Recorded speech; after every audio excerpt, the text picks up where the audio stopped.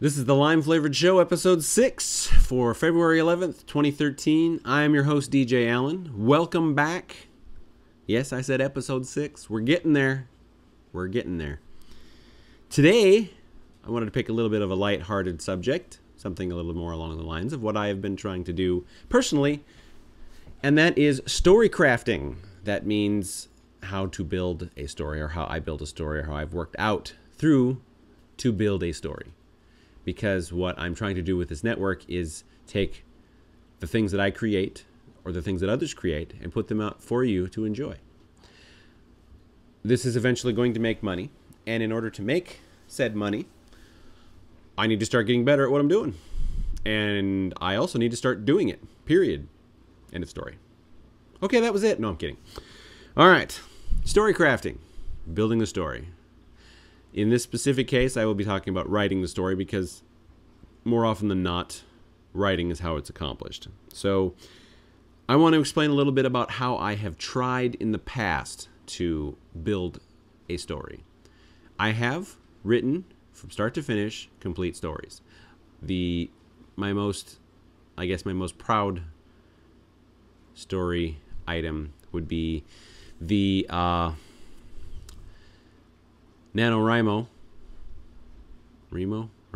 NaNoWriMo. I have written a story several times. It's evolved every time. It's about the easy way it's about a magical power that somebody trains somebody else to use, and then that person turns on them. And it's a pentology, which is a 5-book series. Each step is teaching the main character, because there is the main character, and he shows up in all 5 books, would be the student in the first one, why he is teaching him how to be a better person, really. So, but anyway, the first part, the first book, I finished 50,000 words. It was, I think it ended up being about 55,000 words when I was all said and done. NaNoWriMo. That was the 17th time I've written that, and it started out as more of a fantasy, old world, ancient China type story, and it's the 17th version is modern day, and I really like the modern day version the best. So that's kind of where it's been right now. But that story, I just wrote straight through. Because I've written it so many times, I kind of knew where it was going, and it was easy for me to write. I've won twice in NaNoWriMo. I've participated 4 times, and I've obviously failed twice. The second win, it took me a lot more to get there, and I just wasn't happy with the ending, and the story was terrible and was awful. So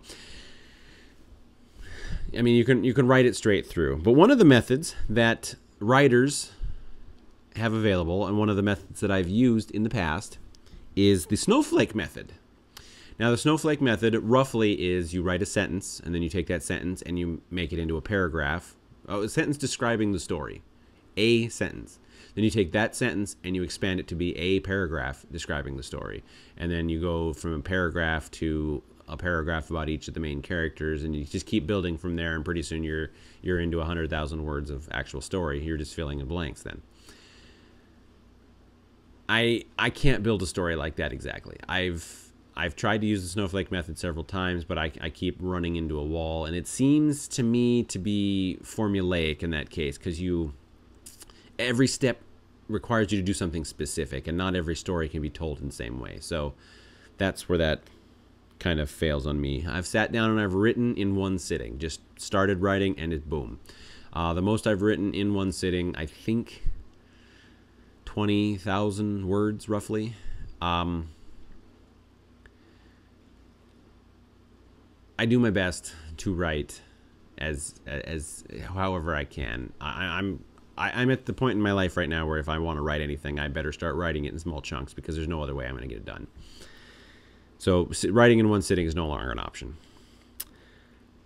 which is where I get to build a little at a time. I have done building a little at a time, which is where the Moonrise story that I'm producing for you on the audio is coming from. I wrote that, I want to say, 2,000 or 3,000 words at a chunk. So I mean, every day that was put in, it was at least 3,000 words, I want to say, and that came out to about a 12 to 15,000 word story. So I mean, it's a short story. It's meant to be a short story. It's a limited run, and if you guys like it, I'll expand on it when it actually gets out there. But those that have read it didn't get to read the finished product because I added the finished product right before I started producing the audio. So there is an ending to the story now, and I'm hoping that those people that have read it are interested enough to check it out. Some people write outlines. I've tried outlines. What I find is that the outline gets in the way. Like I'm telling the story and I'm like, oh, this is a neat idea, but it would completely ruin the rest of the outline. I don't know how to get around that. I mean, I'm neurotic. It's just wrong. And I've also written story Bibles. Basically a framework of this is what you're allowed to do in this universe, and these are what these characters can do. And the story Bible that I wrote for the series that is going to eventually be my version of Jedi, basically. 15, 16 pages, detailed every single story that needed to be told, every arc, everything like that, every character. I got one chunk of it written, and I kind of felt like I was way too constricted. I guess I need to write more free flow. Is what I'm understanding about myself. I've also wanted to have unrealistic results in dealing with my personal writing. What am I talking about specifically? Well, things like only having to write one draft. I've written that one story 17 times because I'm not happy with it. That should have made me realize that I'm not into one draft. But every time I write something, I think, okay, this draft is just great because I only need to put in just the once. No, I need to put in more than just one draft. And I'm starting to realize that. And it's really important that I get more into the habit of that. I have also wanted to be surprised with the story as the reader has been. So I've tried to write in a fashion that has given me enough direction to write the story, but not so much that I've got... basically, if I was writing a mystery, I wanted to not know who the murderer was till I got to the end. And as the writer, I can't do that. I have to know where it's going. Otherwise, it just seems like a bunch of pieces put together randomly, and it just happens to come out in the end. And I have actually written a full story like that, and it is terrible.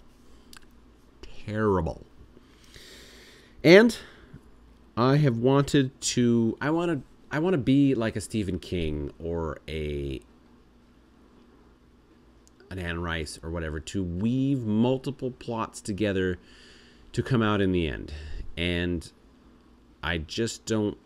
I'm not at that level yet. What I think I need to do is write a plot and then add other... Well, let me get into that. But I wanted to have super intricate stories going on so that you feel little bits of resolution at the end of each part, but not so much that you're...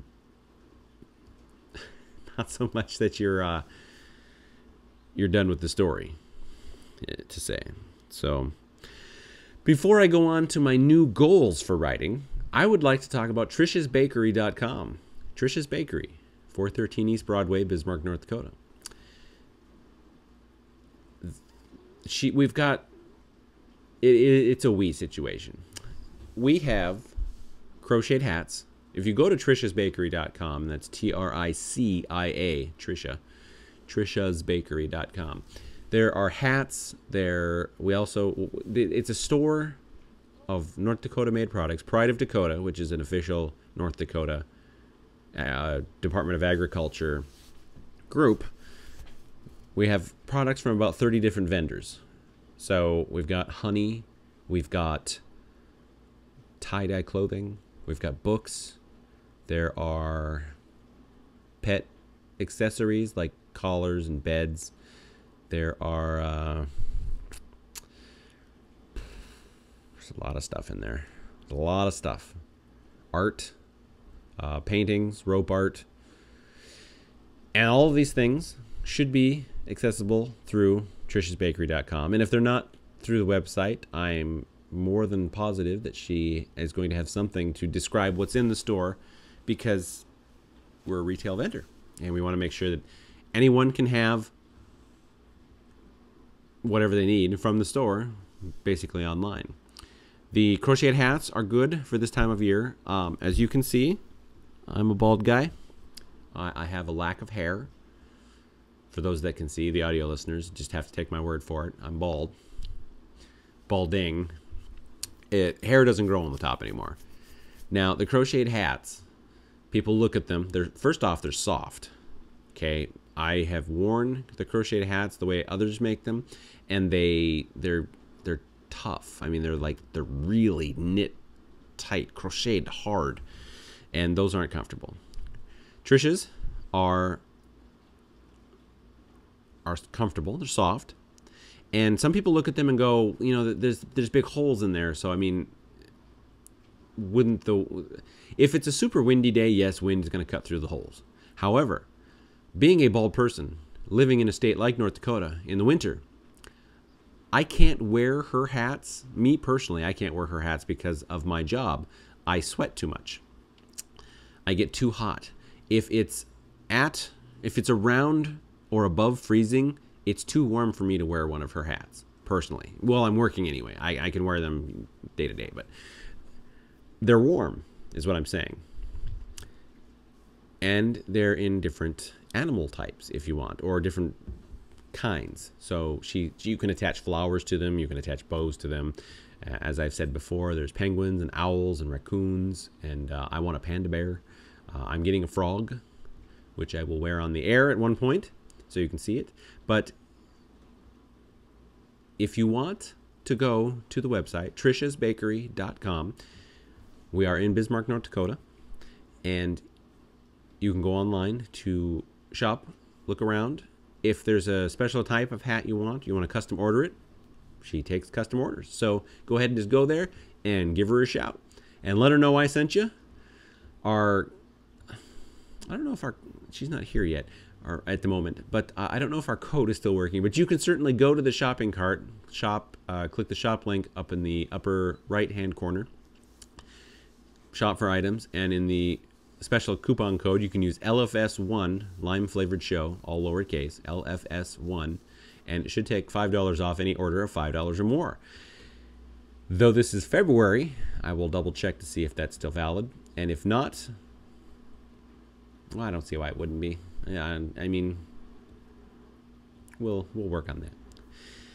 Anyway, new goals for my writing habits to get better at writing and to do more writing. First and foremost, I want to write a summary and expand on that summary, similar to, but not just like, the snowflake method. What I want to do is I want to write the blandest, just this happens, this happens, this happens, this happens, end of story. Just the main chunk, okay? Boy meets girl, girl dies in an explosion, comes back as a zombie, guy falls in love with girl as a zombie. Okay, there's your story. Take that summary and expand it. Build on it a little bit. I think that's an actual movie coming out too. No, that's probably not. It's Warm Bodies, zombie falls in love with a live girl or something to that effect. So write a summary and expand on it. Using that same idea, build one plot and then start adding in others. So literally write the story as the main character going from point A to point B, start to finish. And then as the character interacts with people, then start adding other plots. Okay, so if character A is the main character, it gets from point A to point B. Character A interacts with B. Character A interacts with character C, build the little subplots off of that, and then add those in and kind of make it all work. I want to do this. This is how I want to do it. How about writing a one-shot instead of writing for a series? I have the same problem with my role-playing games. First off, I haven't played in a role-playing game in a really long time. It's been a long, long time. And I'd like to be a player again sometime in the near future, eventually. But as a game master, I tend to write or create the epic. I don't write or create just a one-shot. I don't think I've ever created just a one-shot. It's always the epic. It's the long-term, multi-year super campaign that it's the epic. I mean, it's just gigantic. And I really need to write for one-shots, and then the one-shots can eventually, I think, turn into a series. But what I need to do is I need to write a book, a single one thing, and have it end purposely. Do something to make it end, and then go from there. And maybe that'll help. One can only hope. The other thing is I want to make all my characters three-dimensional. So something I have been toying with in the background while I've been trying to get my writing back up and going is making sure that none of my characters are two-dimensional. I want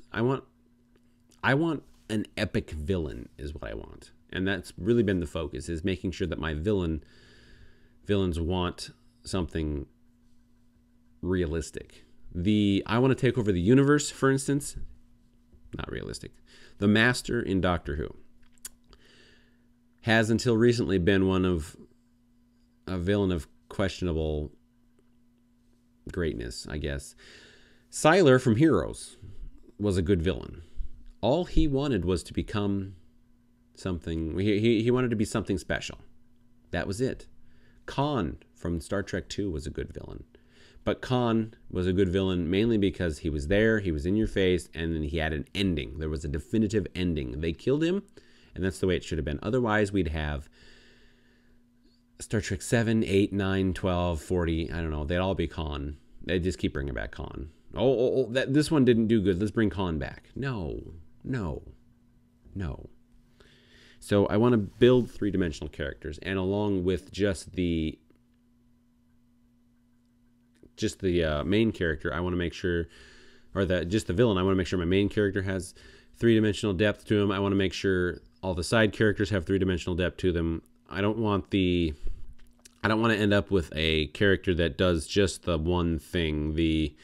In the Arrow TV show right now, for instance, there's the blonde technician who Oliver Queen brings all his stuff to, and she's the Oracle investigator person. And they're going to have to make her more three-dimensional at some point in the future. And I think we're starting to get into that with the latest episode that I just watched. So if they expand on her, that's what I'm talking about, is making sure that the investigator, cute girl, whatever, is not just a two-dimensional run to her to find stuff out type character. So I wanted to build three-dimensional characters. So I'm looking to write the summary and expand on it, preferably off of one plot, so that I complete the one plot, and then I can add subplots in there in post, I guess you can say. Which could technically, as I'm adding each subplot in, be a new draft. I like that idea. Then, well, and start with a one-shot. I have a one-shot story idea, and I actually started writing scripts for it, and I had a season's worth of scripts, but the scripts they weren't necessarily of a certain length, so they're broadcasts, they're illegal broadcasts released to the public that weren't supposed to be released to the public. So what they were was anywhere between 3 minutes and 20 minutes worth of video/audio that you would be seeing and going from there. But I wanted to do, I can write that story now from start to finish and do it in less of a hokey way, I guess. And then make sure all of my characters are three-dimensional. Even in the one shot, make them extremely three-dimensional, because That's the way they should be. Three-dimensional characters. Three-dimensional characters are far more interesting than two-dimensional characters. It's just the way it is. So I hope you've enjoyed this enlightening little netcast from me, and I would like to get any feedback from you. To do that, you would contact me at officiallimeflavored@gmail.com. You can find us on Facebook. Just search for limeflavored.com. We are also on G+, Google+. There's a profile that's lime-flavored, and there's also a page that's limeflavored.com. You can search for either of those. But if you go to limeflavored.com, the website, you can also just click on the links. You can find the YouTube channel. You can find the Facebook page. You can find the Google+ profile. There's also the email up there, and that's where you'll also find things like the schedule for the shows, which the other day I realized I was a little bit behind. I had broadcast the final show in that schedule, and there was another one coming up shortly, but the schedule wasn't updated, so hopefully people came back. Visit the website. At some point, I'm going to run a contest, and that contest is going to involve a prize, and that prize is going to involve me sending you something physically, and that'll be exciting. Because I really would like some sort of, high traffic. That'd be great. That would be great. Echoes Darkly is still running. The Lime Flavored Show is running. Coming soon on February, let me look at the calendar. February 20th will be Limelight on Apple, which is mine and Trish's tech show. That's coming soon. And also the Lime Flavored Chess inaugural tournament, Pawn of a New Age, is also running on GameNot.com. When that one is over, I will be starting another one. Depending on what month it is, will be the determining factor on what the name will be, because I actually have some built up. I'm trying to build up some games so that I can review all of them and bring that to you over the air. Thank you for joining me, and I hope to see you again in the future. Bye.